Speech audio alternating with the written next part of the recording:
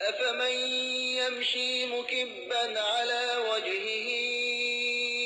أهدى أمن يمشي سويا على صراط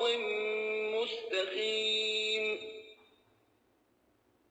کیا وہ شخص زیادہ ہدایت پر ہے جو اپنے منہ کے بل چلتا ہے، یا وہ جو سیدھا سر اٹھائے راہ راست پر چلتا ہے؟ قل هو الذي أنشأكم وجعل لكم السمع والأبصار والأفئدة قليلا ما تشكرون کہہ دیجئے وہی تو ہے جس نے تمہیں پیدا کیا اور تمہارے لیے کان، آنکھیں اور دل بنائے، مگر تم کم ہی شکر کرتے ہو۔